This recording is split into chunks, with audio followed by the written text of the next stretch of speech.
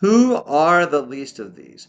At the end of Matthew 25, Jesus talks about coming back to earth to judge the nations of the world. And he says he's going to split them into two groups based on how they responded to the hungry, the thirsty, the naked, the sick, the stranger, and those in prison. And he identifies himself with each of these groups, saying things like, "For I was hungry, and you gave me food." And the people are confused as they're being judged, and they say, "Well, Lord, we don't remember that." And he clarifies, saying, "Whatever you did unto the least of these, my brethren, you also did to me." Now, that should raise a very obvious question for every believer, which is, who are the least of these? If we're going to be judged based on how we responded to the least of these, who are they?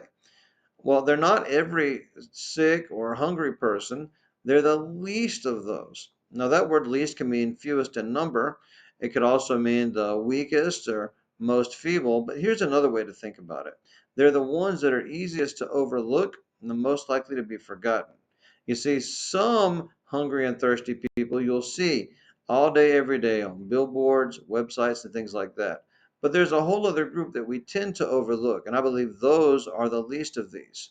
In fact, the Chasm Project exists to minister to one group of these least of these: fatherless boys who are failing academically, behaviorally challenged, and criminally involved.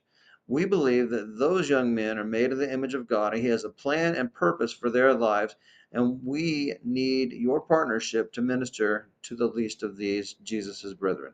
Please check us out at chasmproject.org to learn more.